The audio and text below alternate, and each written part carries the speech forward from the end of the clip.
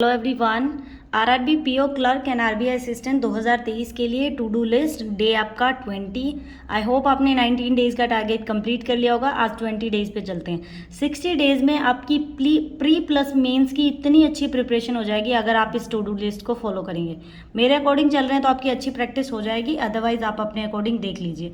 2 तरह का time table है, डे एंड नाइट। देखिए टाइमिंग अलग अलग है, चीज़ें आपको सेम ही करनी है और ये फिक्स नहीं है कि आपको 3 घंटे दिए तो आपको 3 घंटे में ही करना है। नहीं, अलग अलग पर्सन का अलग अलग दिमाग होता है, हर स्टूडेंट अलग तरीके का होता है। तो आपका ये ज़रूरी नहीं है कि अगर आपसे 2 घंटे में हो रहा है तो 2 घंटे में कर लीजिए, 5 में हो रहा है तो 5 में करिए। क्वांट्स में आपको क्या करना है, सिंपल इंटरेस्ट करना है, आपको कंप्लीट चैप्टर करना है। कंप्लीट वीडियो मैंने अवेलेबल करवा दी है आपको।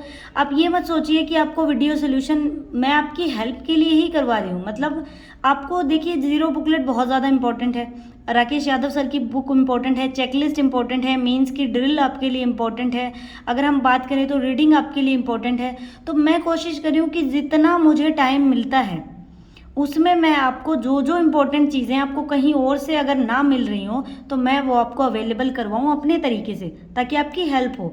अदरवाइज मैं क्या करूँ, मैं सिंपल इंटरेस्ट की वीडियो मेरे को डालने की ज़रूरत नहीं है। मैं आपको सिर्फ टू डू लिस्ट दे दूँ कि आप कहीं से भी ढूंढ के फॉलो करिए इसको। आपको सिंपल इंटरेस्ट जीरो बुकलेट आपको कहीं पर भी नहीं मिलेगी यूट्यूब के ऊपर, जीरो बुकलेट इसका सोल्यूशन है ही नहीं। तो कुछ चीज़ें ऐसी हैं जो मैं इसलिए करवा रही हूँ ताकि आपको हेल्प हो, क्योंकि ये चीज़ें अच्छी हैं। सिंपल इंटरेस्ट जीरो बुकलेट में से करनी है आपको, ठीक है। आपको करना है 6 मेंस की ड्रिल करिए, 6 नंबर करनी है आपको। चेकलिस्ट 303 करिए और 304 भी अगर आपको मिल जाएगी कल तक तो मैं अवेलेबल करवा दूंगी। अदरवाइज आप क्या करिए, बाकी की जो चेकलिस्ट है उनको रिवाइज कर लीजिए, पहले वालियों को। एक मॉक टेस्ट लगाइए और चेकलिस्ट आपको रिवाइज करनी है। क्लियर। अगर आपके जो कल आपने रेशियो एंड प्रोपोर्शन किया था उसमें अगर क्वेश्चंस आपके रह गए हो तो वो भी सोल्व कर लीजिए, जो भी आपके बच गए। आपको देखिए, जैसे नाइट वाले क्या करते हैं, रात को 9 बजे से लेके सुबह 4 बजे तक हम मैथ एंड रीजनिंग करते हैं। मैं नाइट टाइम टेबल फॉलो करती थी, मुझे ये बेस्ट लगता है मेथड, बिकॉज रात को कोई डिस्टर्बेंस नहीं होती, इतना शांत मौसम होता है, आप आराम से पढ़ सकते हैं, वेदर भी अच्छा होता है। रीजनिंग की बात करें तो आपको 2 सेक्शनल मॉक लगाने हैं। आप लगा सकते हैं टेक्स्ट बुक, अड्डा, स्मार्ट कीड़ा, जो भी आपके पास है कुछ भी लगाइए, कोई प्रमोशन नहीं है, आपको जो मन करे वो टेस्ट लगाइए आप। 10 पजल्स करनी है आपको प्रीवियस ईयर की। कौन सी बुक में से, अड्डा की 50 प्लस प्रीवियस ईयर की बुक है उसमें से करिए 10 पजल, क्योंकि हमें प्रीवियस ईयर के क्वेश्चन करने हैं कि प्रीवियस ईयर में किस तरह की पजल्स पूछी जाती हैं। इंग्लिश में एक सेक्शनल मॉक लगाइए, टेक्स्ट बुक का लगा सकते हैं तो उसमें फ्री के मॉक ज़्यादा हैं सेक्शनल के। 30, 31, 32 आपको रूल्स पढ़ने हैं निमिषा बंसल मैम के।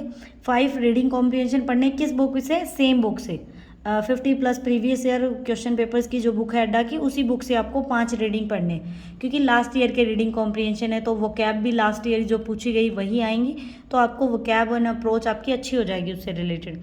जीएमए अप्रैल मंथ स्टार्ट कर लीजिए अगर करंट अफेयर डेली बेसिस पे नहीं कर रहे, क्योंकि आपको एग्जाम के लिए एटलीस्ट अप्रैल मंथ से तो स्टार्ट करना पड़ेगा।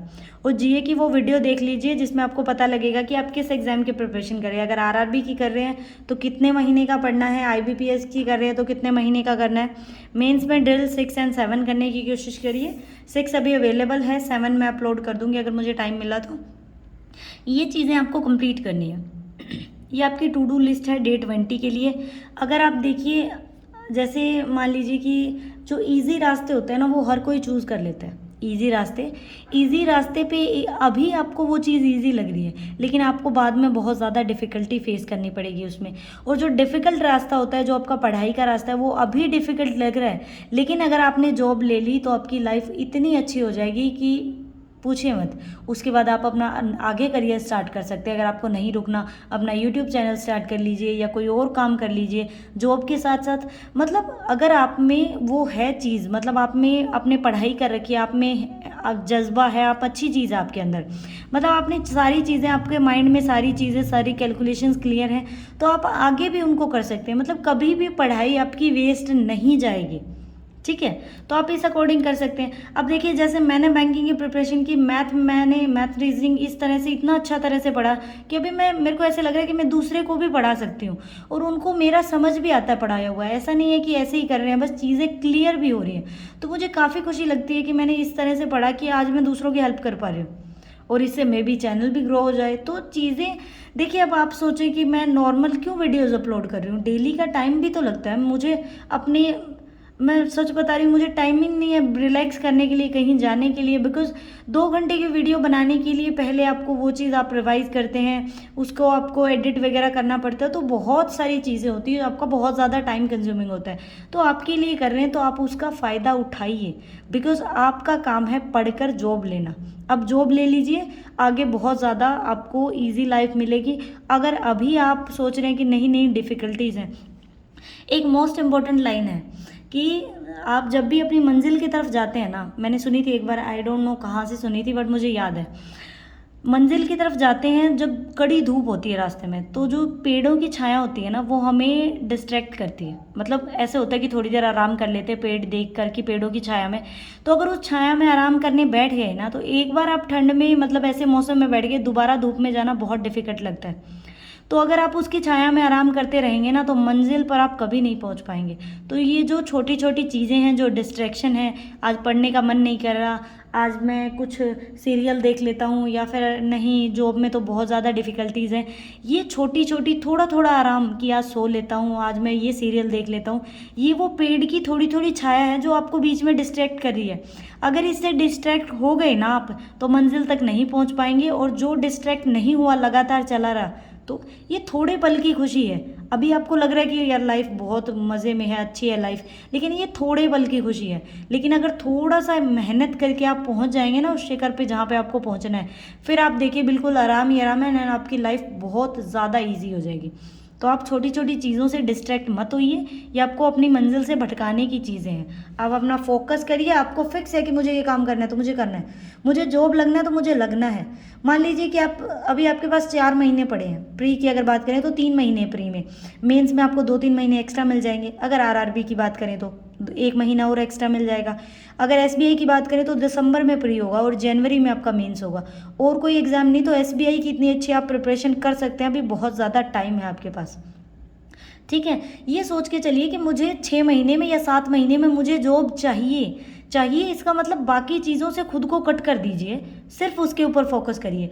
सिर्फ 7 महीने नहीं दे सकते आप अपनी ज़िंदगी की पढ़ाई को, बिल्कुल दे सकते हैं आप 7 महीने। बढ़िया मोटिवेशन की चीज़ें देखिए, डीमोटिवेट हो रहे हैं, फैमिली से बात करिए और 7 महीने ऐसे कर लीजिए कि लास्ट में जब अगर आपका एग्ज़ाम क्लियर हो, वैसे तो अगर नहीं भी हो ना, तो आपको ऐसे लगना चाहिए कि मैंने अपना पूरा जोर लगा दिया, मैं इससे ज़्यादा नहीं कर सकता। देन आपको वो सेटिस्फेक्शन मिलेगा कि मैंने अपनी तरफ से 100% दिया है। अगर फिर भी नहीं हुआ तो मेरी गलती नहीं है। लेकिन अगर आपका नहीं हो रहा और आप ये सोच रहे हैं कि मैं थोड़ा सा और पढ़ लेता तो हो जाता, ये बहुत ही इरिटेटिंग चीज़ है कि अगर आपको पता है कि आप थोड़ा सा और पढ़ लेते आपका हो जाता, तो आपने क्यों नहीं पढ़ा। इसीलिए 7 महीने का टाइम है, जो भी टाइम है आपके पास, पूरा अपने आप को झोंक दीजिए इस चीज़ में, सक्सेस आपको ज़रूर मिलेगी। क्योंकि बार बार गिरकर अगर आप उठ रहे हैं, तो मेहनत करने वालों की हार नहीं होती, लहरों से डर गए तो नैया पार नहीं होती। तो आप करते रहिए मेहनत, आपको सक्सेस ज़रूर मिलेगी। सक्सेस नहीं मिलेगी तो एक्सपीरियंस मिलेगा, कहीं ना कहीं काम आ जाएगा, किसी कोचिंग सेंटर में पढ़ाने लग जाओगे। तो चीज़ें बहुत इंपॉर्टेंट है, एक बार 100% दीजिए। ऐसे लटकते मत रहिए कि 3-3 साल हो गया, कोई प्री ही क्लियर नहीं हुआ, अब सोच रहे हैं क्या करें, जॉब नहीं लग रही है, ऐसा नहीं हो रहा। एक बार पूरा जोर लगा के 4-5 महीने दीजिए बैंकिंग को, सिलेक्शन आपको ज़रूर दिलाएगा। आई होप थोड़ा वीडियो बड़ी बन गई, लेकिन आई होप आपके लिए अच्छी होगी। Thank you for watching.